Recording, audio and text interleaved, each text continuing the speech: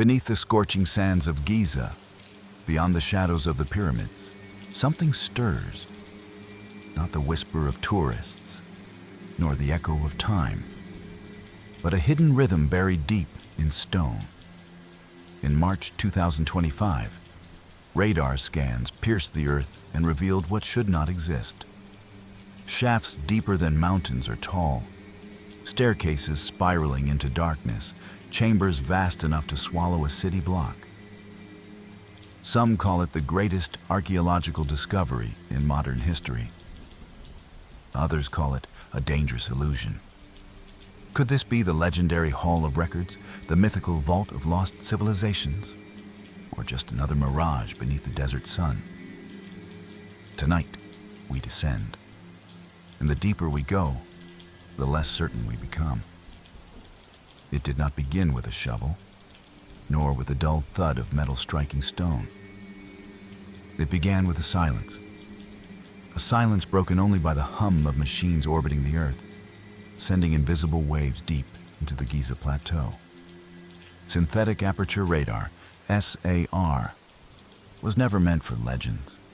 It was born of science, designed for geological surveys, planetary mapping, even military reconnaissance. Yet in March 2025, it turned its gaze to the oldest enigma of all. Beneath the colossal pyramids, beneath the relentless stream of tourists and centuries of excavation, the data began to shift. At first, it was nothing unusual. Variations in density, irregular pockets, the kind of noise every radar scan collects when it touches the bones of the earth. But then the shapes appeared. Lines too straight to be natural, angles too deliberate, patterns emerging from the chaos like a whisper from the past. And then came the shock. 8 vertical shafts, each descending far deeper than any known chamber in Giza. They weren't narrow fissures carved by time. They were uniform, smooth, perfect. According to the data, these shafts plunged over 2,000 feet into the earth, nearly twice the height of the Eiffel Tower. The sheer scale defied reason. And surrounding them, curling in an almost hypnotic spiral, were structures that could only be interpreted as staircases winding down into the darkness. These were not the random scars of nature. This was design, purpose, intention. The researchers stared at the scans in disbelief. The pyramids were already some of the most exhaustively studied monuments on the planet. How could something so massive, so deliberate, remain unseen for over 4,000 years? As the analysis deepened, the impossible began to take shape. At the base of the shafts lay chambers, huge cubic rooms carved with mathematical precision, each nearly the size of a modern city block. Perfect squares, crisp edges, uniform depths. They were not tunnels or caves. They were vaults. And they were connected. The scans revealed corridors snaking between these vast chambers, some straight, others gently curving toward junctions, forming a layout that was too complex, too elegant to dismiss. It was a network, a hidden world beneath the sand. The realization came slowly, like a shadow stretching across the desert. What if the Giza Plateau was never just a surface complex? What if what we see above, the pyramids, the temples, the causeways, was only half the story? For centuries, people have speculated about the Hall of Records, a mythical library said to lie buried beneath the Sphinx or the Great Pyramid itself. Mainstream archaeology dismissed it as fantasy. But now, the radar data forced an uncomfortable question. Were the myths hinting at something real? The team, led by Professor Corrado Malanga of the University of Pisa and Filippo Biondi of Strathclyde University, tried to remain cautious. They knew how dangerous it was to feed speculation without proof. But the patterns were undeniable. They didn't belong to natural fault lines or erosion. They bore the unmistakable mark of construction. Someone, long before the sands swallowed the plateau, had built an entire subterranean labyrinth. And for reasons unknown, it had been hidden. No records, no mention in any ancient texts, no accidental discovery despite thousands of years of digging. It was as if it had been erased, sealed not only by stone, but by silence. And that silence suddenly was cracking. The implications unraveled like a slow-motion collapse of certainty. If these shafts and chambers truly existed, they redefined the Giza Plateau, not as a collection of isolated monuments, but as a dual-layered system. Sacred temples above, hidden infrastructure below. The alignment alone was haunting. Several of the underground structures mirrored the layout of the pyramids and their surrounding complexes. It suggested intent, a master plan that extended both upward toward the sky and downward into the earth, as if the builders believed balance between the heavens and the underworld was essential. But the deeper scans revealed even more. Along the edges of the corridors and chambers ran thin, meandering lines, channels that traced patterns too fluid for architecture, but too deliberate to ignore. They appeared to be remnants of an ancient water system. Water in the middle of the desert, threading through an underground network beneath the most symbolic structures in Egyptian history. To some on the team, this detail was even more staggering than the chambers themselves. In ancient Egyptian cosmology, water was not just a resource. It was the beginning of everything. The primordial waters, Nun, from which the first mound of creation emerged. To find evidence of water channels beneath Giza implied more than practicality. It hinted at ritual. Perhaps these shafts were not simply passages for priests or engineers. Perhaps they were designed to mimic the mythical rivers of the Duat, the Egyptian underworld. Imagine initiates descending the spiral staircases in flickering torchlight. The sound of water echoing through the stone, a living embodiment of the journey from life to death, from the known to the unknowable. And yet, the team could not ignore the practical possibility. The channels might have once connected the complex to the Nile, providing a means to move materials or even regulate temperature underground. Some Egyptologists have theorized that water transport played a role in the construction of the pyramids themselves, easing the movement of massive stones. Could this subterranean system have been part of that forgotten engineering? Or was it something far older, serving a purpose lost to time? The more they studied, the more the mystery deepened. Every new scan layered the data with questions, not answers. The symmetry was too perfect to be a geological coincidence. The sheer size was beyond anything known in dynastic Egypt. And still, there were no historical references, no hieroglyphs, no myths beyond vague whispers about hidden libraries and lost knowledge. Outside the research team, the discovery was met with fierce skepticism. Prominent Egyptologists like Dr. Zahi Hawass dismissed the findings outright, calling them unscientific, even dangerous. He warned that chasing myths undermined serious archaeology. Others in the academic community echoed the criticism. The scans were not yet peer-reviewed. The visual reconstructions shared with the public were AI-generated mock-ups, not photographs. And Malanga himself carried a controversial past, having previously made claims involving alien abductions and fringe science. The backlash was swift and loud. But for those who stared at the raw data, the patterns remained. There was something beneath Giza, something massive, deliberate, and unaccounted for.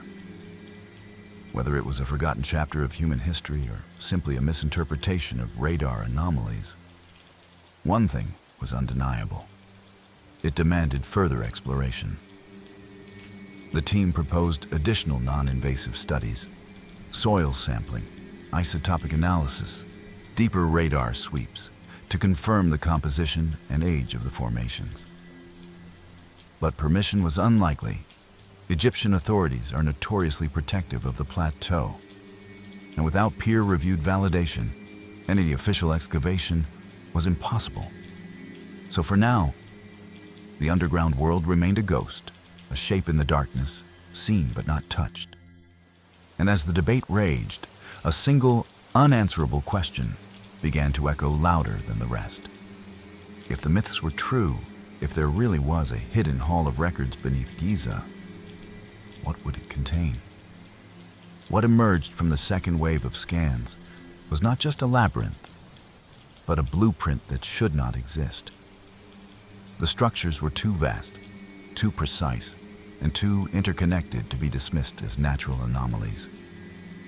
8 colossal shafts descending like inverted obelisks into the earth, each accompanied by spiral staircases that coiled downward in perfect symmetry. At their base lay chambers so large and deliberate that they resembled the foundation of an underground city. But what disturbed the researchers most was the way these features aligned with the monuments above. The Great Pyramid itself sat directly over one of the largest cube-shaped chambers, its corners matching the angles below with uncanny accuracy. The Sphinx aligned with a smaller, yet equally geometric space. The causeways and temples mirrored pathways beneath, as if the entire plateau was built as a dual-layered system, a sacred facade for the living above, and a hidden network reserved for the initiated below. Such precision was not accidental. It suggested an architectural philosophy far beyond simple tomb building. It hinted at purpose, something ceremonial, something secretive, something carefully concealed. And then came the corridors.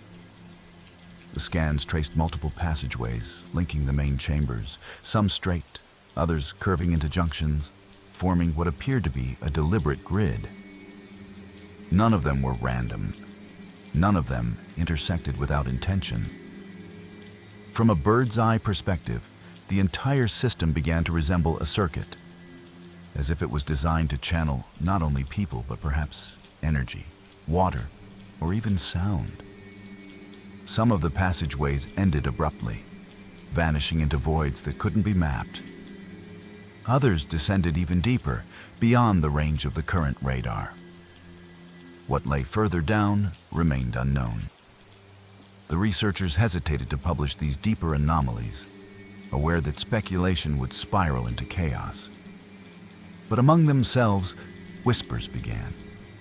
If this network was truly intentional, if it was part of the original design of Giza, then its builders possessed a level of planning that eclipsed everything known about ancient Egyptian engineering. And yet, there was no trace of their work in any surviving texts. No hieroglyphic record, no historical narrative that hinted at such a colossal project. The silence of history was almost louder than the scans themselves. Outside the research circles, the data leaked, and the theories multiplied. Fringe historians immediately connected the findings to the Hall of Records, the mythical library said to house the lost wisdom of Atlantis, sealed beneath the sands since time immemorial. Edgar Casey's prophecy resurfaced. The claim that beneath the Sphinx lay a chamber that would one day reveal humanity's forgotten origins. Now, with radar evidence of underground chambers in precisely those locations, believers saw vindication. To them, this was the moment the myth became real. But skeptics scoffed. They argued that these anomalies were nothing more than geological faults, misread data, or technological interference. They reminded the world that radar can be deceptive, especially in sediment-heavy terrain. and without physical excavation, nothing could be confirmed. Still, there was something different about this discovery. Unlike past hoaxes or vague claims, this was mapped with clear geometry. The shapes were unmistakable. Shafts, corridors, chambers, all aligned with surface monuments. If they were natural, they were the most unnaturally natural formations imaginable. The question was no longer whether something existed beneath Giza. It was whether we dared to find out what it was. And yet, a strange unease lingered. If such a vast network was deliberately hidden, perhaps it was hidden for a reason. As the scans grew more refined, another detail emerged. Subtle but impossible to ignore. Between the chambers and corridors, faint linear depressions wove like veins through the bedrock. These were not random cracks. They followed intentional gradients, connecting the spiral shafts, the vast, cube-like vaults, and the peripheral passages. The team realized they were looking at traces of a water system. In the middle of the desert, beneath monuments revered for their celestial alignment, lay evidence of an engineered network designed to move or contain water. To archaeologists, water beneath Giza raised more questions than answers. Practically, it could have served as a hidden reservoir, a means to regulate temperature or even transport materials. But in ancient Egyptian cosmology, water was far more than utility. It was the primordial state of existence. Before the gods, before the earth, there was none. The infinite ocean of chaos. From it rose the first mound of creation, and from that mound came life, order, and divinity. To descend into water beneath the earth was to symbolically return to the origin, to the threshold of rebirth. The channels seemed to link directly to the bases of the largest chambers. Perhaps they carried ritual water from the Nile, or perhaps they mimicked the mythical rivers of the Duat, the Egyptian underworld. The imagery was haunting. Torches flickering in darkness, priests descending spiral staircases damp with ancient moisture, chants echoing off stone walls while hidden channels whispered with the faint sound of flowing water. If true, these spaces were not built for the dead. They were built for transformation. A place where the living crossed into the symbolic realm of gods and returned altered. But beyond ritual, the presence of water hinted at advanced engineering. Some researchers proposed that these channels might have been used to generate acoustic effects. In underground sites across the ancient world, like Malta's Hippogum or the Oracle Chamber of Delphi, water and sound were intertwined, amplifying vibrations and creating resonances that blurred the line between natural and supernatural. Could the hidden chambers beneath Giza have been designed with similar intent, merging architecture with sound, water, and light in ways we no longer comprehend? Or were they simply functional, part of a construction technique long forgotten? Outside the team, the interpretations grew wilder. Some suggested the water channels were remnants of a far older civilization, predating dynastic Egypt, one that harnessed water as a source of energy.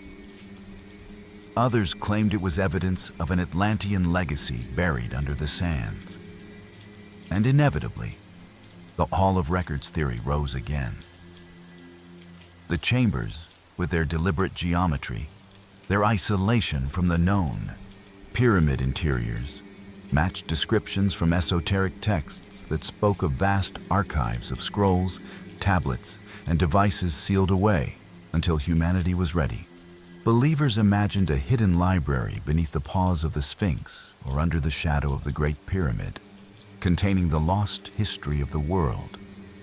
But as compelling as it sounded, there was still no physical proof. The Egyptian authorities dismissed the entire notion. Dr. Zahi Hawass called it a dangerous distraction, a myth that insulted the achievements of known Egyptian civilization. Yet his firm denials only fueled curiosity. What was he protecting? Was it simply academic pride or something more? For now, the network beneath Giza remained untouchable. Permits for invasive exploration would never be granted without irrefutable evidence. The data would remain locked in digital models, a ghost map of something ancient, hidden, and possibly forbidden. And perhaps that was the point. Some secrets were never meant to be uncovered. Long before radar pierced the sands of Giza, whispers of a hidden archive haunted the imagination of mystics and seekers. They called it the Hall of Records, a vast subterranean library said to contain the wisdom of a forgotten civilization, sealed away before the world we know took shape. According to esoteric traditions, it was hidden to survive the Great Flood, to wait in silence until humanity was ready to rediscover its origins. Some claimed it lay beneath the Sphinx, others beneath the Great Pyramid. But no matter the location, the myth carried the same promise, that within its walls rested the true history of mankind. In the early 20th century, an American mystic named Edgar Cayce gave these legends new life. He claimed in trance readings that the Hall of Records held scrolls from Atlantis, detailing its rise and fall, its knowledge of energy, astronomy, and the soul's journey beyond death.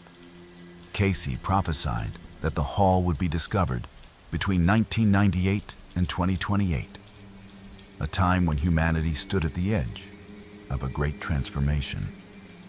For decades, his predictions were dismissed as fantasy. But now, with radar scans revealing chambers directly beneath the very locations Cayce mentioned, the prophecy no longer felt like a distant tale. Believers argued it was the beginning of the unveiling. Skeptics countered that it was all coincidence, a convenient overlap between myth and misinterpreted data. Still, the parallels were unsettling. The chambers mapped beneath the plateau were not random voids. They aligned with ancient rumors, with legends passed down for millennia, and with Cayce's cryptic descriptions. If this was an accident, it was an extraordinary one. But the Hall of Records was more than just a library. It was said to be a bridge between worlds, a place where the divine met the mortal, where memory itself was preserved beyond the reach of time. Some texts described it as a living archive, not merely storing history but protecting it. If such a place existed, what knowledge would it hold? Would it confirm the accepted timeline of Egypt as a Bronze Age civilization? Or would it shatter it completely, revealing a lost epoch predating recorded history? The questions were endless, and yet none could be answered without stepping into the chambers themselves. But that was impossible. The Egyptian government, fiercely protective of its heritage, would never allow invasive digging based on what it saw as fringe science. Dr. Hawass was clear. There was nothing beneath the Sphinx but solid rock. Yet, in 1993, a seismic survey did detect an anomaly, a rectangular cavity beneath the Sphinx's paws. It was quietly acknowledged, but never excavated. The official explanation was structural weakness, a refusal to risk damaging the monument. But to those who believed in the hall, it was proof of deliberate concealment. And now the new scans reignited that controversy. If chambers truly existed beneath both the pyramids and the Sphinx, their concealment seemed intentional. Perhaps they were never meant for the masses. Perhaps only the initiated were supposed to know. Or perhaps what lay inside was dangerous. Knowledge so profound it could unravel the foundations of history, religion, and power. The Hall of Records was no longer just a story from dusty books. It was becoming a question that could not be ignored.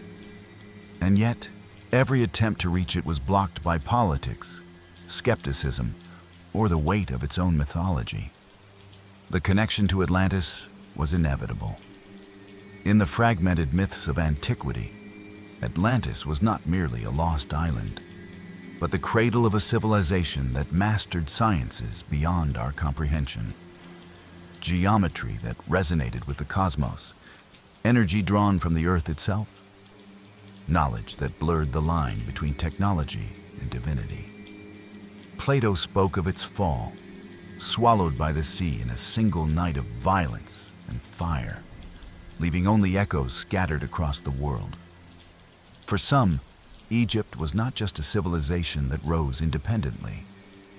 It was a survivor, a remnant of Atlantean refugees who encoded fragments of their memory in stone. The Great Pyramid, the Sphinx, and the alignment of Giza were seen as markers, signposts pointing to a story too vast for words.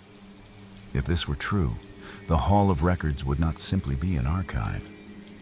It would be a message, a time capsule left by a world that knew its end would come. The chambers beneath Giza, as revealed by the radar, matched that narrative all too well. Massive cubic vaults, interconnected corridors, spiraling access routes. It was the architecture of intention, not chance. And the presence of water channels only deepened the link. Ancient texts describe Atlantis as a civilization intertwined with water, its power harnessed through canals, rings, and aquifers. To find similar engineering buried under the desert sands suggested continuity, or at the very least, a shared origin of thought. Yet history is silent. No hieroglyphs speak of a lost age before the pharaohs. No temple inscriptions reference ancestors from beyond the Nile.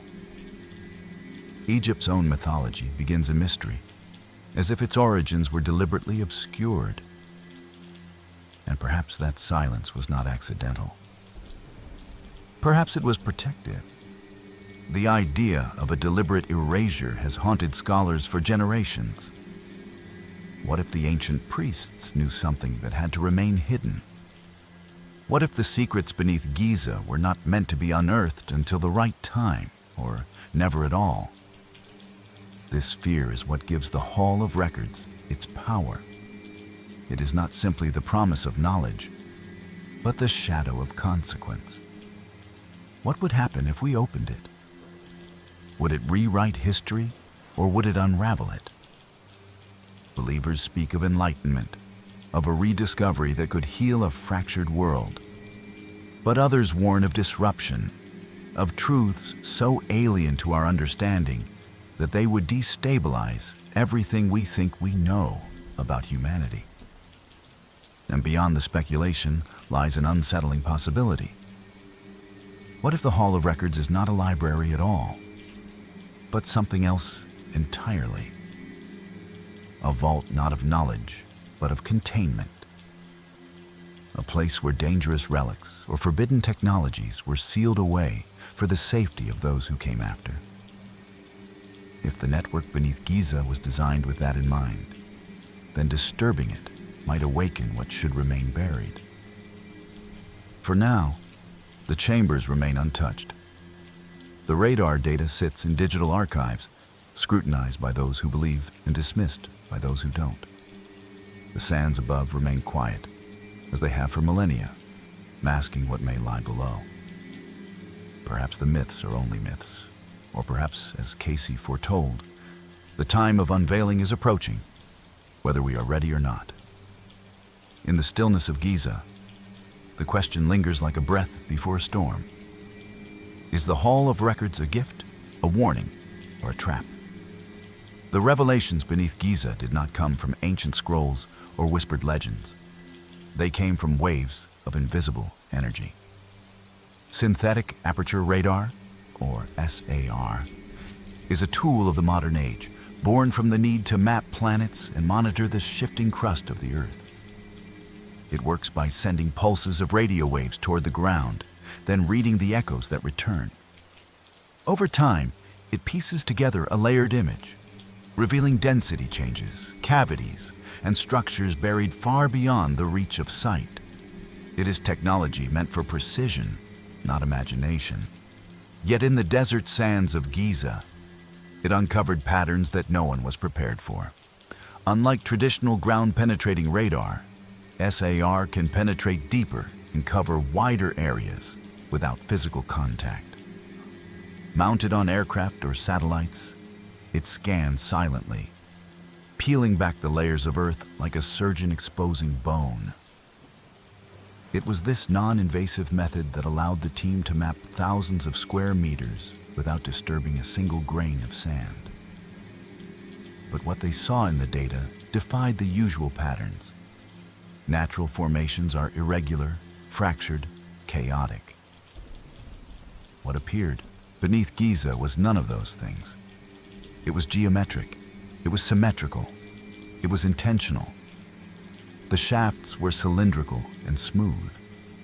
The chambers were cubic and aligned with precise angles. The corridors connecting them formed junctions that mirrored the surface layout above.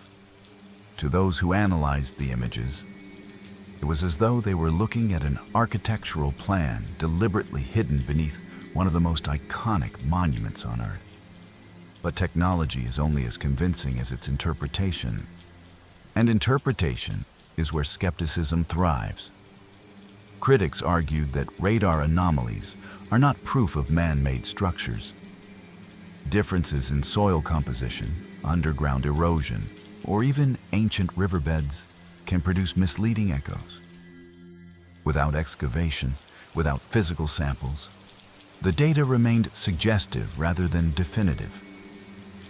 And that ambiguity was enough for mainstream Egyptology to dismiss the findings outright. The backlash came swiftly.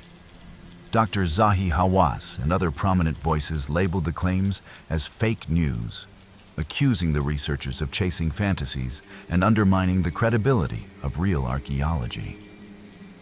They pointed out that the study was not peer-reviewed, that the visual models released were AI-generated reconstructions, not verified photographs. And then there was the problem of Professor Curado Malanga himself, a man whose past flirtations with fringe science and controversial topics made him an easy target for discrediting. To the academic establishment, this was just another case of pseudoscience wrapped in technological jargon. Yet technology does not care for reputations. It reveals what it detects, regardless of belief. And the SAR scans, stripped of narrative, still showed structures that should not be there. The team knew the data would not be enough. They proposed further studies, isotopic analysis, soil sampling, and advanced muon tomography, the same technique that had revealed a massive hidden void within the Great Pyramid in 2017. But permissions were unlikely. The Egyptian government, already wary of past controversies, would not risk the global spectacle of unauthorized excavations. And so, the radar scan sat in limbo, a map of something extraordinary, waiting for someone brave enough or reckless enough to demand proof. Technology had given us a glimpse into the unseen, but it could not decide whether the unseen was real. That choice still belonged to us. The controversy over the SAR data exposed a deeper rift than just science versus speculation. It revealed a fundamental tension between what we are allowed to know and what we are ready to confront. Within days of the findings leaking, Egypt's Ministry of Antiquities issued a statement dismissing them as misinterpretations by unqualified researchers. No permits would be granted for any excavation based on unverified claims. It was a predictable response, but it fueled suspicions. Why deny further non-invasive scans? Why refuse soil samples or muon tomography that would pose no threat to the monuments? For believers, the silence was deliberate. They saw it as an act of suppression, a protection of a narrative carefully curated for decades. For skeptics, it was simple pragmatism, an effort to shield Egypt from another wave of sensationalism that could erode trust in legitimate archaeology. But behind the official denials lingered a historical pattern. In 1993, seismic surveys beneath the Sphinx detected an anomaly, a rectangular cavity precisely where legends said the Hall of Records might be. That discovery was quietly acknowledged but never explored. In 2017, the Scan Pyramids project revealed a vast, hidden void above the Grand Gallery of the Great Pyramid, confirmed by 3 independent teams. Yet years later, it remains untouched, unexplored, sealed in silence. Time and again, when technology glimpsed something extraordinary beneath Giza, the trail ended the same way, with unanswered questions and locked gates. The limits of SAR added another layer to the debate. While it could map density anomalies and geometric patterns, it could not determine what those voids contained. Were they chambers filled with stone rubble? Empty spaces created by geological shifts? Or true architectural constructions sealed with purpose? Without physical verification, both believers and skeptics were left with interpretations, not conclusions. And so the mystery deepened, becoming less about the data itself and more about the human response to it. Fear whispered on both sides. Fear that the findings were false and would embarrass those who supported them. Fear that they were true and would unravel history in ways that no institution could control. Because if a vast network lay beneath Giza, if it was deliberate, ancient, and undocumented, it would challenge everything we think we know about the origins of civilization. It would suggest either an advanced pre-dynastic culture or an outside influence the mainstream refuses to acknowledge. Both possibilities are destabilizing.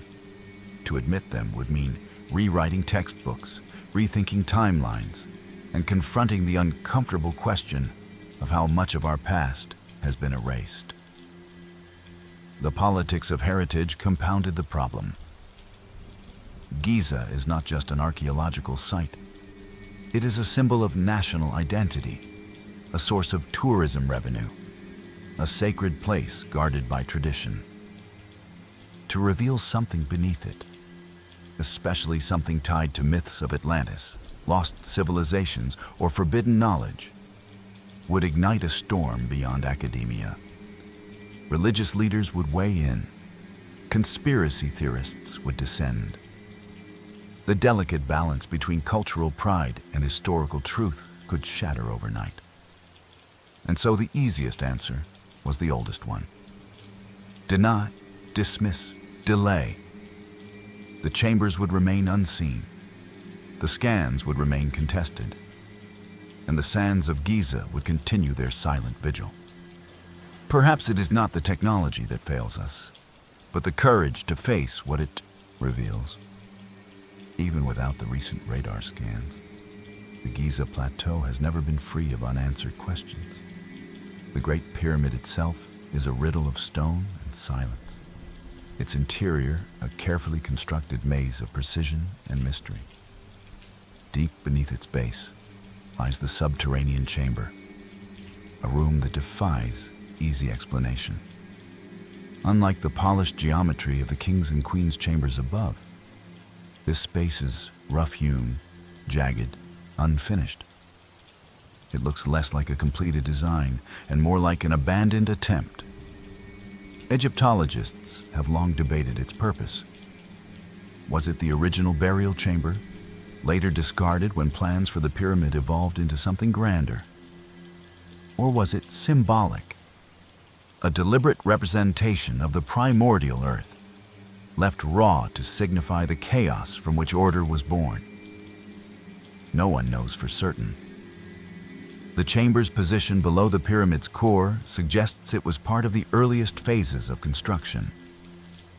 Yet it lacks inscriptions, artifacts, or any signs of ritual use.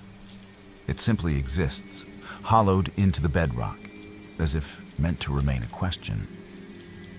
But the subterranean chamber is only one puzzle. In 2017, a team of scientists from the Scan Pyramids project used muon tomography, a technique that tracks cosmic particles as they pass through stone, to probe the Great Pyramid with unprecedented sensitivity. What they found shocked even the most cautious researchers. A massive void at least 30 meters long, hidden directly above the Grand Gallery. It wasn't an air pocket or a simple gap in the masonry. The data confirmed a real, measurable space, sealed and untouched for over 4,500 years. Its location was even more intriguing. The Grand Gallery is one of the pyramid's most extraordinary features. A steep, high-ceilinged passageway leading toward the king's chamber. That a hidden void would sit directly above it, perfectly aligned, yet completely inaccessible, seemed intentional. But intentional for what? Some theorists suggested it was a structural element, a stress relief chamber designed to protect the gallery below. Others believed it was something more.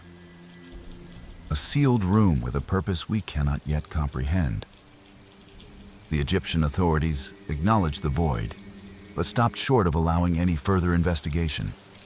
No cameras, no drilling, no probes. For now, it remains as it was found, silent, invisible, and forbidden. Then there are the mysterious shafts carved into the pyramid's inner chambers. From the king's chamber, two narrow channels rise toward the exterior, opening to the outside world. But from the queen's chamber, two similar shafts climb upward, only to end abruptly in sealed stone blocks deep within the masonry. They are too small for human passage, too precise to be meaningless. Some believe they align with specific stars, Sirius, Orion's belt, serving as symbolic pathways for the pharaoh's soul to ascend into the heavens. Others suspect they lead to hidden compartments or further voids still, undiscovered. Robotic probes sent into these shafts have uncovered tiny doors with copper fittings, followed by more voids, more blocks, more unknowns. They seem designed to go somewhere, yet stop just short, like a puzzle missing its final piece. Each discovery inside the Great Pyramid reveals another layer of deliberate mystery, another reason to believe the builders were not simply architects of stone, but of meaning itself. Nothing appears accidental. Even what is missing feels intentional, like a story told in fragments, forcing the listener to wonder what lies beyond the edges of understanding. Even the exterior of the Great Pyramid holds secrets that time cannot erase. Anyone who stands before it notices immediately what is missing. The monument, designed as a perfect geometric apex, ends in a flat, truncated peak. The final stone, the pyramidion, the symbolic capstone, has vanished. In other pyramids across Egypt, pyramidions have been found, often small and polished, sometimes covered in electrum to catch the sun's light, reflecting a brilliance visible for miles. They represented the Ben stone, the mythical first mound of creation, the point where divine light first touched the earth. But the capstone of the Great Pyramid has never been recovered. Was it removed in antiquity? Looted like the gleaming white casing stones that once made the pyramid shimmer in the desert sun? Or was it never placed at all? Left incomplete on purpose, a deliberate omission symbolizing the unknowable realm beyond the physical. Some esoteric traditions go further, suggesting the missing pyramidion held unique properties, perhaps even a forgotten technology. Without it, they claim, the pyramid is only half of what it was meant to be. A silent machine awaiting completion. No evidence supports such theories, yet the mystery persists. Just beyond the Great Pyramid lies another enigma carved in stone, the Sphinx. Its weathered body stares eternally toward the horizon, a riddle as old as civilization itself. But even here, anomalies remain. Some geologists argue that the deep grooves and erosion patterns on the Sphinx's enclosure walls are not the result of wind and sand, but of water. Heavy, sustained rainfall. If true, it would date the monument to a time when the Sahara was green, thousands of years before the reign of Pharaoh Khafre, to whom the Sphinx is traditionally attributed. Such an age would place its construction in a prehistoric era, far older than dynastic Egypt, possibly linked to a civilization lost to memory. The debate is fierce. Mainstream Egyptology dismisses the water erosion theory as misinterpretation, attributing the damage to millennia of desert weathering. But the idea refuses to die, fueled in part by another curious artifact, the inventory stela. Discovered in the ruins of an ancient temple near the Sphinx, this granite slab lists offerings made by Pharaoh Khufu, builder of the Great Pyramid. Yet it contains one provocative line, that Khufu restored the Sphinx. If accurate, it implies the monument predated his reign, perhaps by centuries, even millennia. Scholars argue the stela is a later inscription, a piece of propaganda from the Site period, designed to legitimize a temple by connecting it to Khufu. But again, it has never been definitively disproven, and no inscription anywhere names the Sphinx's original builders. The same silence echoes in the missing records of the pyramids themselves. No blueprint has been found, no ancient scroll explaining their purpose or methods. It is as if the knowledge was deliberately withheld, erased, or never meant for the uninitiated. Layer by layer, the Giza Plateau becomes less a solved riddle and more a tapestry of interwoven mysteries. The unfinished subterranean chamber, the hidden void above the grand gallery, the sealed shafts of the Queen's chamber, the missing capstone, the unexplained erosion, the cryptic stela, all fragments of a story that seems to stretch beyond the known history of Egypt. Each clue leads deeper, past the reach of accepted timelines, past the comfort of conventional answers. And in the silence between those fragments, a question begins to form. What if what we call ancient Egypt was only the surface of something far older? Beneath the sands of Giza, the mystery is not only in what is seen, but in what is felt. Ancient spaces often carry an intangible presence, a resonance beyond stone. The radar scans revealed more than chambers and corridors. They hinted at patterns in the earth itself, subtle alignments that suggested the builders understood more than simple geometry. Some of the spiral staircases ended near what appeared to be engineered basins or reservoirs, their shapes following deliberate gradients designed to guide the flow of water. This detail changed the narrative yet again. If water once moved through these channels, it would have shaped not only the function of the underground network, but also its atmosphere. In ancient Egypt, water was the essence of creation, the threshold between worlds. To bring it beneath the pyramids was not mere practicality. It was symbolism, it was ritual, it was cosmology made physical. The presence of water would have transformed the acoustics of these spaces. Archaeologists who study ancient underground sites know that sound behaves differently in enclosed stone chambers. It reverberates, amplifies, and distorts. In Malta's hypogeum, for example, a single human voice can create resonances that vibrate through the entire structure. inducing trance-like states. Could the same principles have been at work beneath Giza? Perhaps the spiral shafts and cubic vaults were designed not only for movement and storage, but for sound. Imagine the deep hum of a chant echoing through those corridors, mingling with the drip of water and the faint roar of underground flow. The air would tremble. The walls would respond.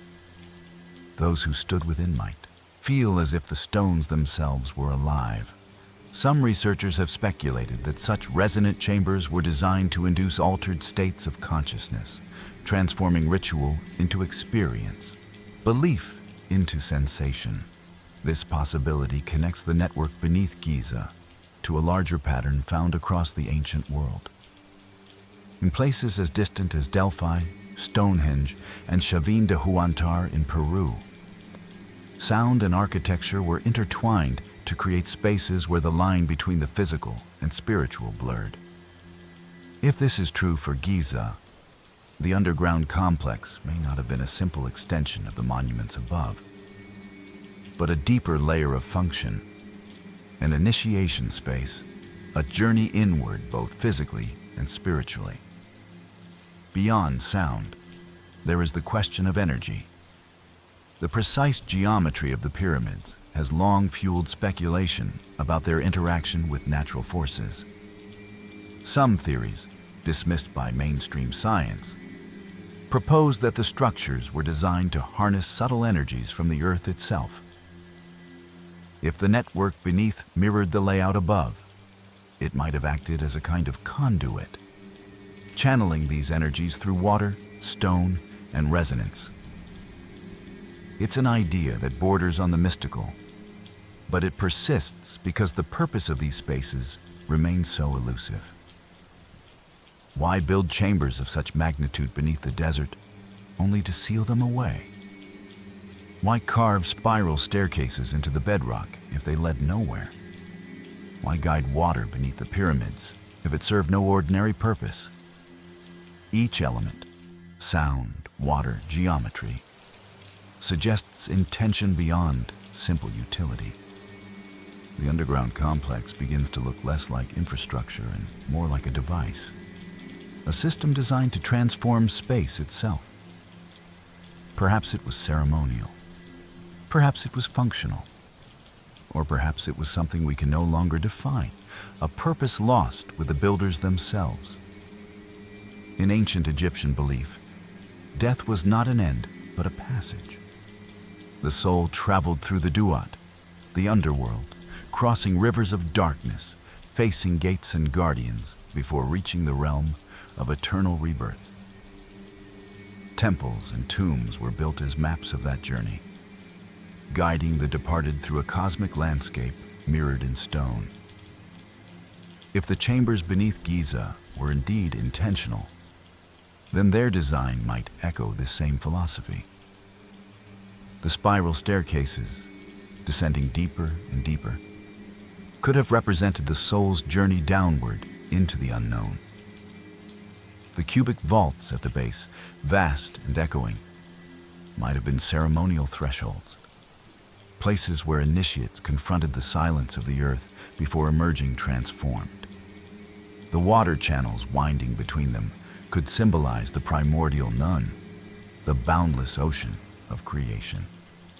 To move through these spaces would not simply be a physical act. It would be a ritual, a reenactment of creation itself. The idea gains weight when we consider how Egyptian cosmology linked architecture to myth. The pyramids above were aligned with the stars, especially Orion's belt and Sirius, celestial markers of the afterlife. If the surface monuments guided the soul toward the heavens, then perhaps the structures below guided it toward the earth's hidden realm. Together, they formed a duality, ascent and descent, sky and underworld, life and death intertwined. But there is another layer, one that suggests the underground complex was not for the dead at all. Some researchers propose that these spaces were meant for the living, for priests or initiates undergoing rites of passage.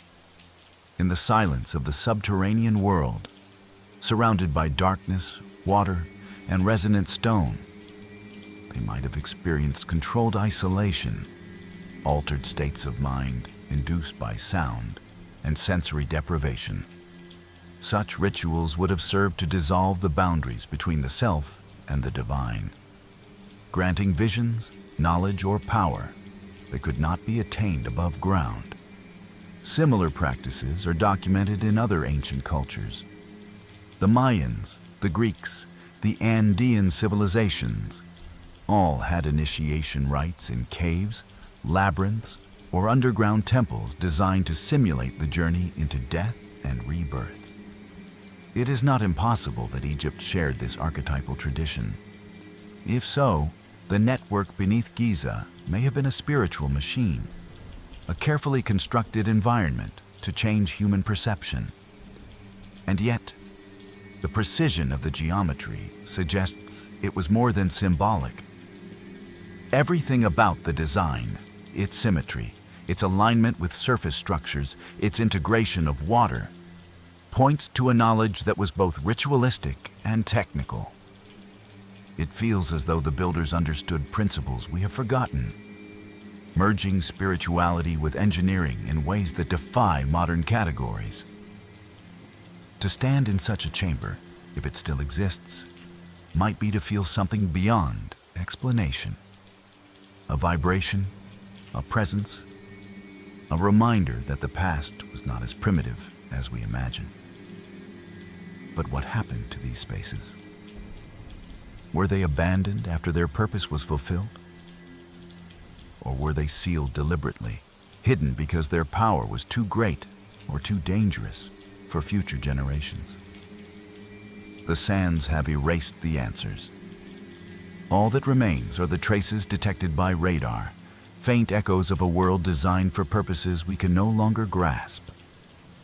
Perhaps they were places of enlightenment. Perhaps they were places of control. Or perhaps they were something stranger still, built for reasons lost with the civilization that conceived them. For more than a century, mainstream Egyptology has held firm to a timeline that begins with the unification of Upper and Lower Egypt, around 3100 BCE. The pyramids of Giza, according to this view, were constructed during the 4th dynasty, monuments to the ambition and divinity of pharaohs like Khufu and Khafra. But if the structures beneath the plateau are real, if they predate the known monuments above, then the timeline begins to fracture. And the Sphinx stands at the center of that fracture. Its body, worn and weathered, tells a story that official history cannot reconcile. The enclosure surrounding it bears deep vertical grooves, patterns of erosion that some geologists insist could only have been caused by heavy, sustained rainfall. But Giza has been arid for at least 5,000 years. To have endured such water, the Sphinx would have to date back to a time when the Sahara was green, thousands of years before the known dynasties. If that is true, then either the timeline of Egyptian civilization is far older than we admit, or the Sphinx was built by a culture that existed long before the Egyptians we know.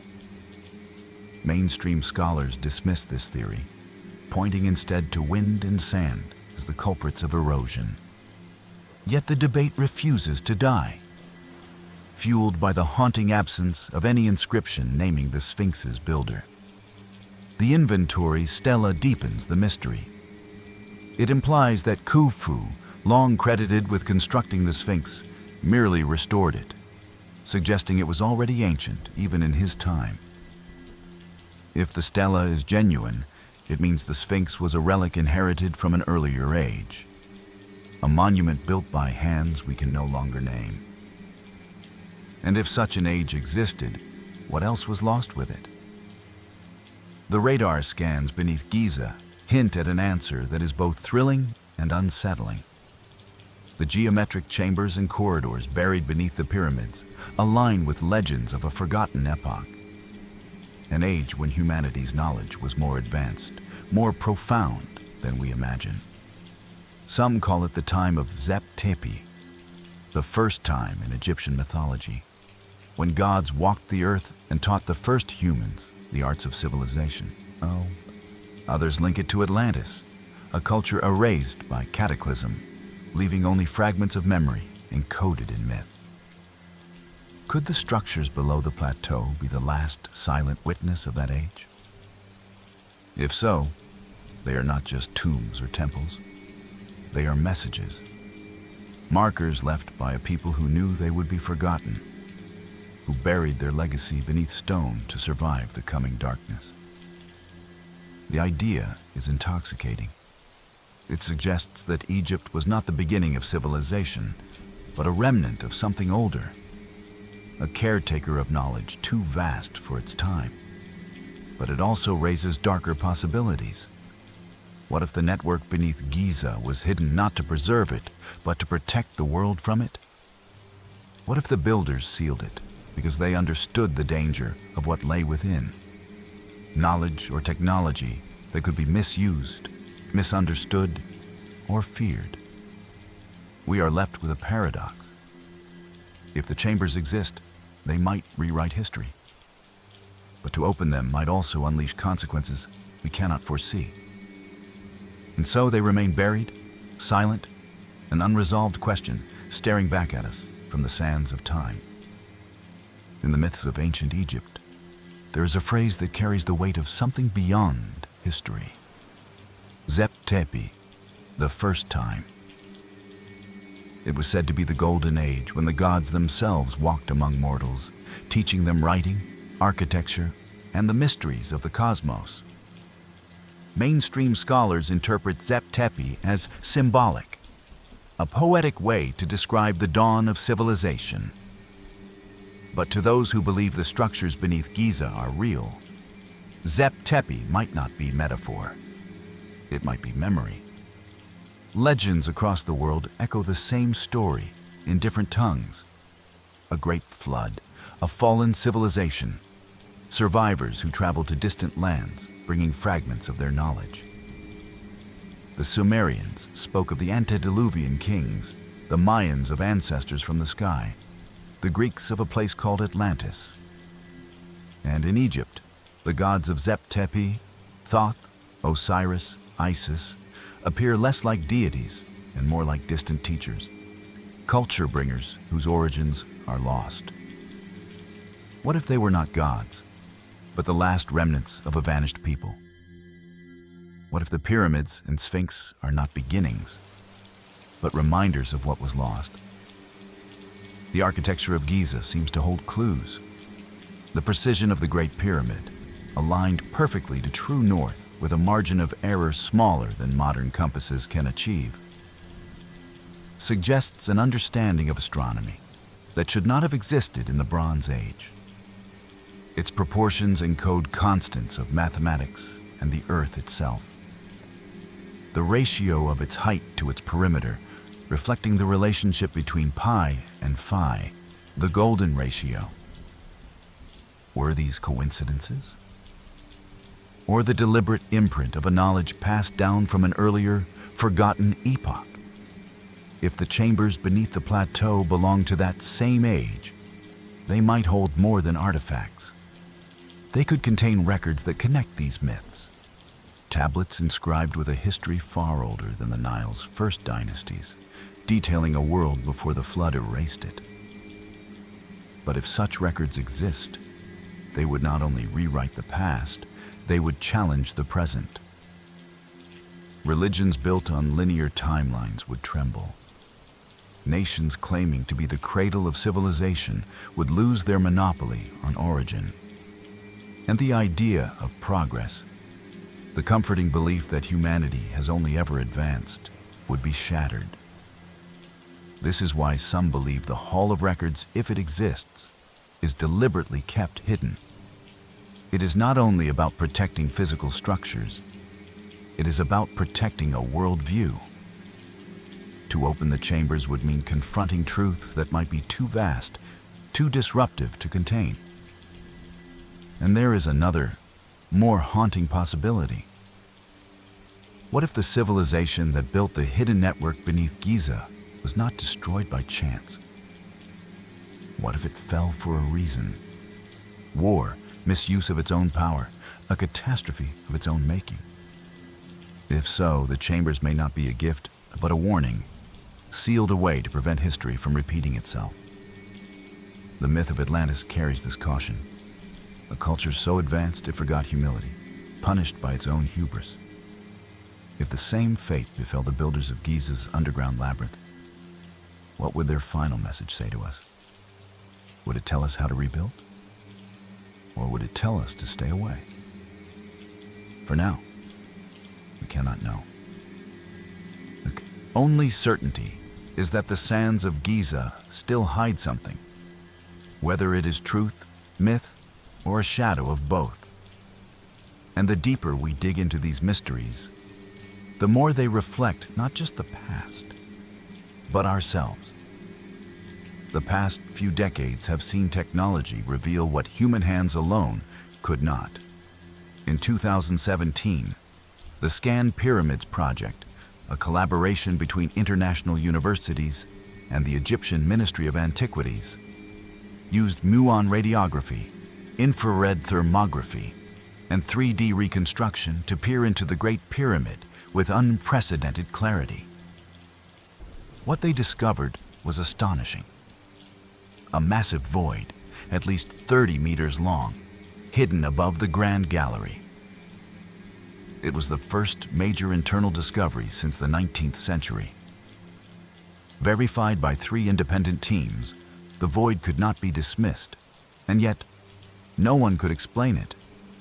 Was it a structural relief chamber, an intentional sealed space, or something else entirely?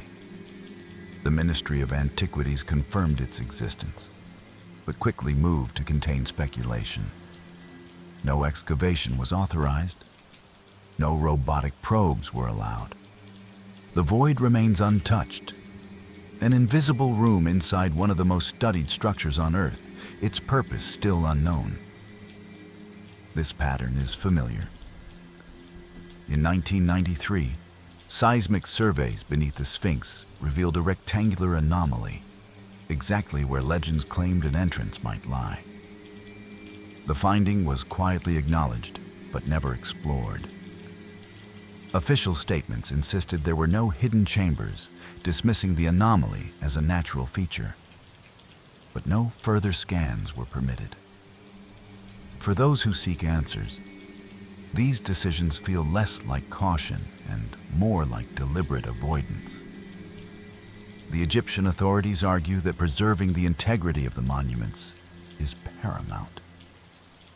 Any invasive exploration risks damage, and the flood of pseudo-archaeological theories threatens to overshadow legitimate research.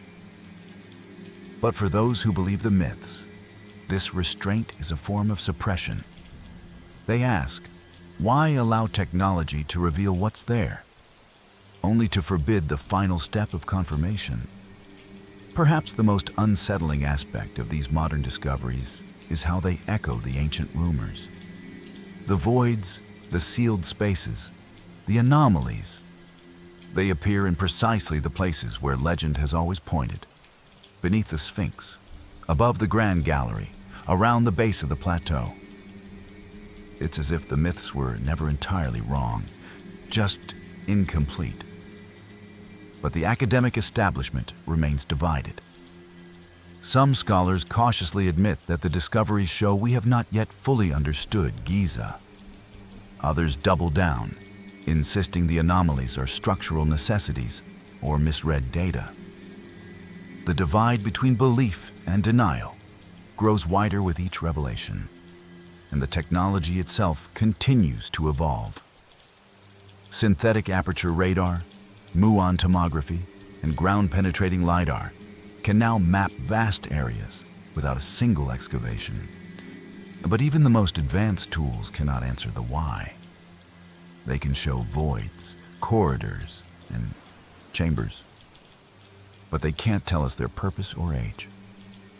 For that, physical exploration is needed. And physical exploration is where the road ends. The reality is that Giza is more than an archaeological site. It is a symbol, a national treasure, a source of identity and tourism revenue. To risk controversy with revelations that might rewrite history is not something governments take lightly. And so the mysteries remain sealed, not only by stone, but by bureaucracy and fear. The modern discoveries confirm only one thing with certainty. We have not reached the bottom of Giza's story. It is still unfolding, still shifting like the sands that cover it. And every glimpse into its hidden depths raises the same question. Are we afraid of what we might not find, or of what we will? The guardians of orthodoxy argue that caution is not suppression, but responsibility.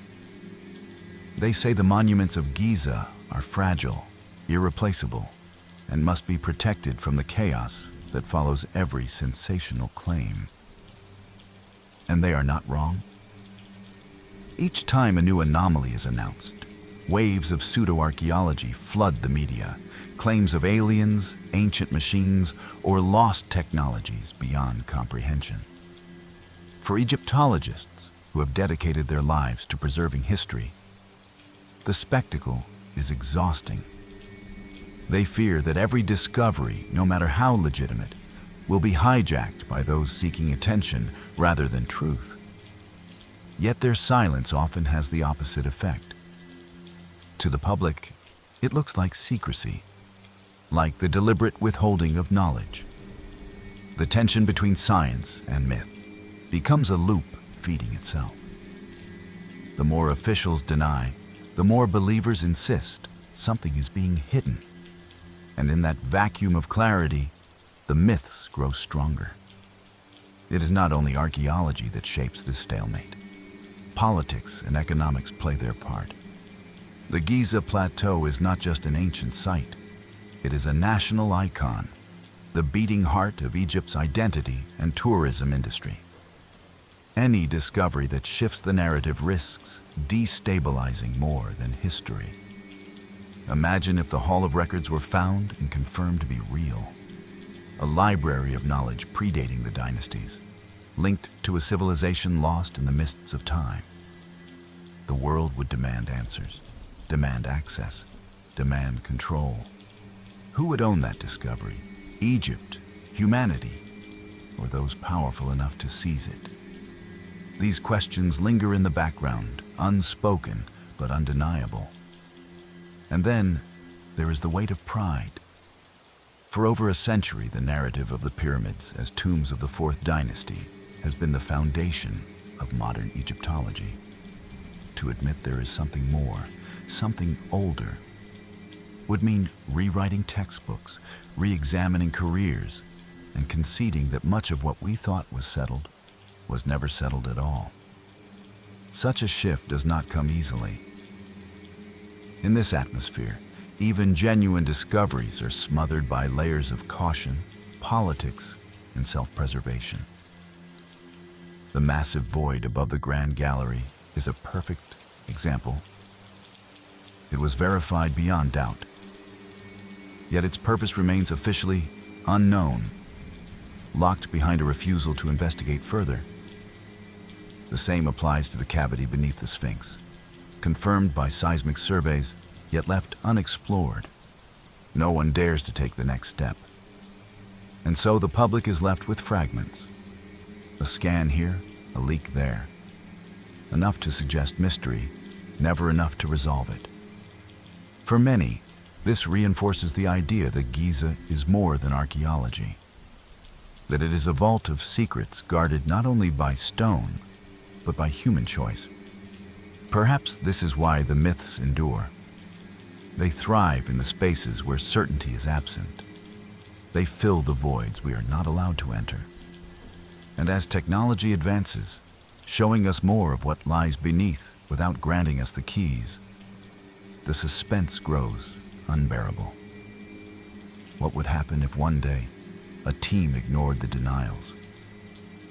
What if they drilled into the void above the Grand Gallery, or broke through the sealed shafts of the Queen's chamber? Would they find nothing but empty stone? Or would they find something that could no longer be hidden?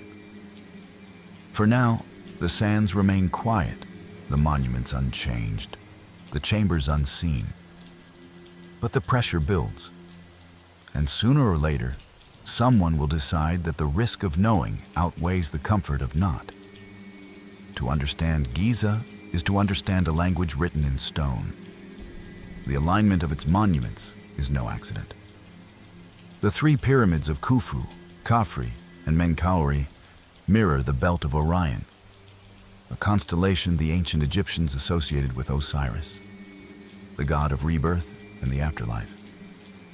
The Nile itself, winding across the desert, reflects the Milky Way above, a celestial river mirrored on earth. It is as if the builders sought to bind the heavens and the earth together, creating a landscape where myth and astronomy converge. But if the surface monuments are a map of the sky, what then of the structures beneath? Could the chambers and corridors hidden below the plateau represent the opposite, a map of the underworld? In Egyptian cosmology, the Duat was a complex realm through which the soul traveled after death, facing trials, crossing rivers, and encountering gates before reaching the field of reeds, a paradise beyond time. The ancient funerary texts, the pyramid texts, the coffin texts, the Book of the Dead describe this journey in symbolic detail. What if those texts were not only metaphors, but blueprints? The spiral shafts detected by radar could echo the winding paths of the Duat. The massive cube-like chambers might correspond to the great halls of judgment, where the soul was weighed against the feather of Ma'at. The water channels connecting these hidden spaces could represent the mythical rivers that separated the living world from the afterlife. To move through such a labyrinth in darkness would be to experience the journey of the dead while still alive, a descent into the earth that mirrored the descent into the unseen. The duality becomes striking. Above, ground, the pyramids rise toward the stars, guiding the soul's ascension to the heavens. Below ground, the hidden network spirals downward, guiding the soul's passage through the depths. Together, they form a complete cycle, a sacred machine for transformation. It is not difficult to imagine priests and initiates walking these mirrored paths, ascending the bright causeways by day, then descending into the darkness of the earth by night, enacting the eternal balance between life and death. But this dual symbolism raises another question. Why was the lower half hidden? Why leave the celestial map visible to all while burying the underworld map in silence? Perhaps it was too sacred to expose. Perhaps it was only meant for those who had passed through the gates of initiation. Or perhaps the hidden network held a deeper function, one that required secrecy, not only for spiritual reasons, but for practical ones. Some esoteric traditions suggest the pyramids were not merely tombs or temples, but part of a greater system, a device that harmonized earth and sky, channeled energy, or preserved knowledge in a way beyond our understanding. If so, the underground chambers might have been essential to this function, the unseen half of a larger whole. Without them, the pyramids above are only a fragment. The symmetry of Giza hints at this completeness. Nothing about the plateau feels random. Every angle, every alignment, every proportion carries meaning. To think the builders would create such precision above while leaving chaos below seems unlikely.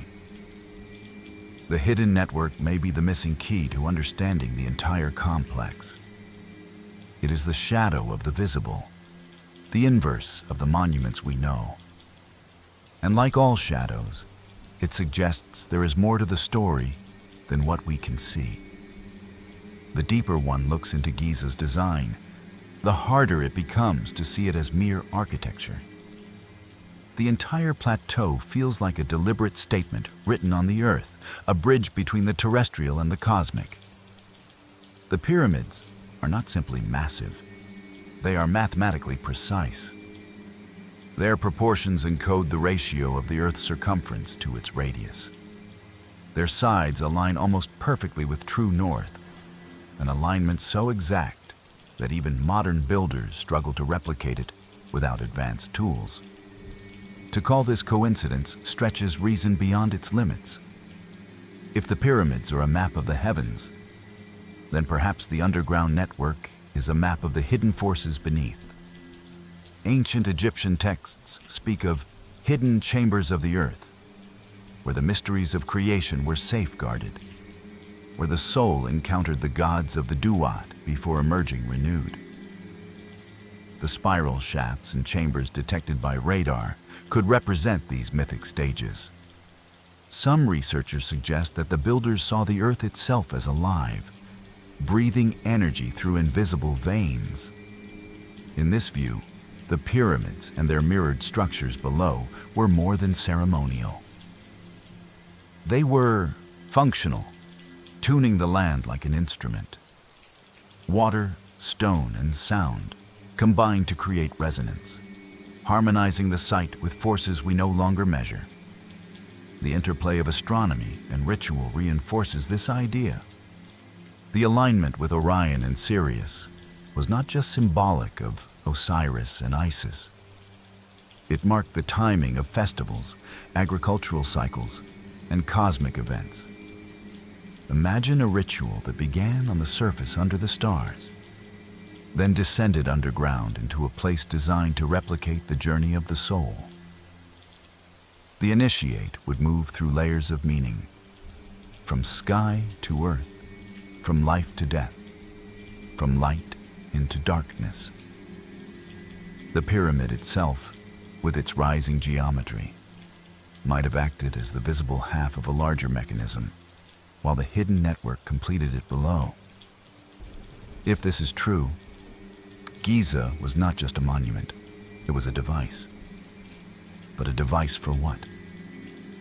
Some say it was built to transform the soul, to simulate death and rebirth in a controlled environment, guiding the initiate into the mysteries of existence.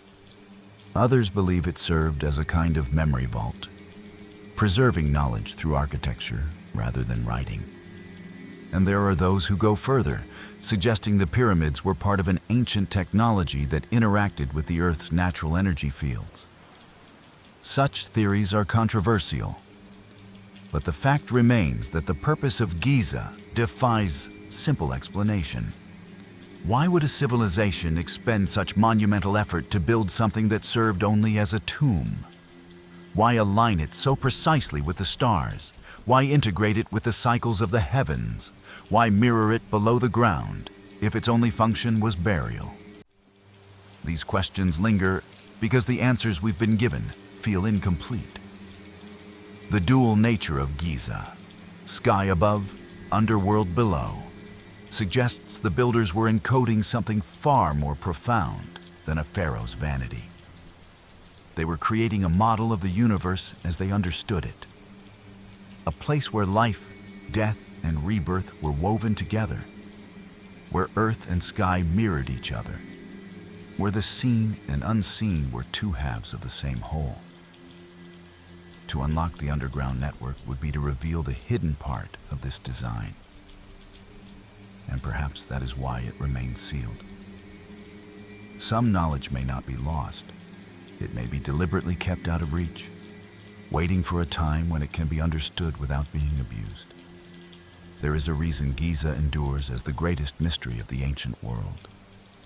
It is not just the size of the stones or the precision of the alignments. It is the feeling that it was built to outlast time itself. Not merely to preserve a body, but to preserve a message. The radar scans, the hidden voids, the sealed shafts, the unexplored anomalies, all hint that what we see is only the surface of something deeper.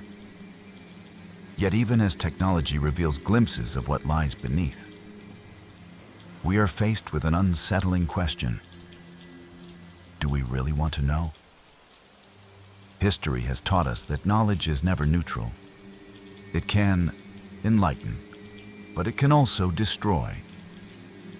If the chambers beneath Giza are the legendary Hall of Records, if they truly contain the forgotten history of a world before ours, what would that knowledge do to us? Would it unify humanity with a shared past, or divide it further by shattering the narratives we cling to? Would it offer wisdom, or open doors to power we are not ready to wield? Legends warn that the fall of the old world, the age some call Atlantis, came not from ignorance, but from hubris. A civilization so advanced it forgot humility, undone by its own reach. If that is true, then what was left behind may not be a gift, but a warning. Sealed chambers, hidden pathways, knowledge locked in darkness, not because it was lost, but because it was meant to sleep. Perhaps the priests of Zep Tepi sealed the network beneath Giza for a reason.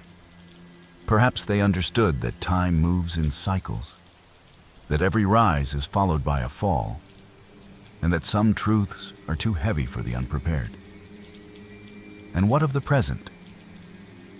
We stand on the edge of rediscovering things long buried. Satellites scan what once seemed unreachable. Algorithms reveal patterns invisible to the human eye.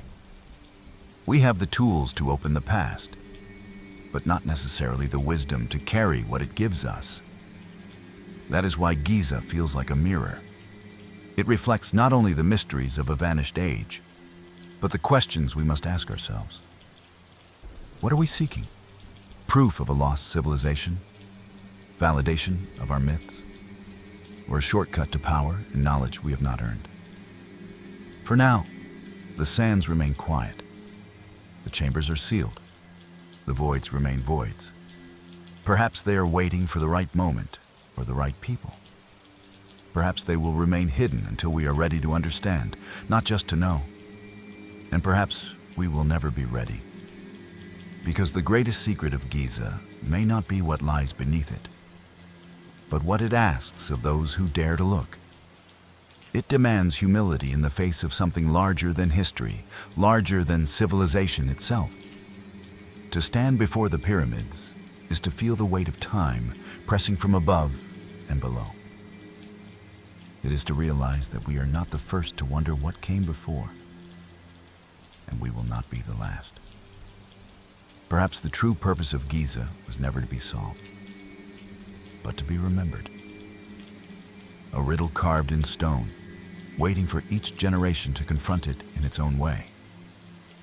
The pyramids above and the hidden network below form a dialogue, a conversation between the visible and the unseen, the known and the unknowable.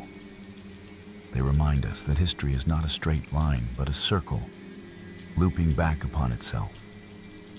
What we call progress may simply be the rediscovery of what was once known and lost. The radar scans and modern surveys have peeled back the first layer, revealing voids and chambers that defy simple explanation. But beyond those shapes lies something deeper. The realization that we are standing on the shoulders of a civilization we do not understand.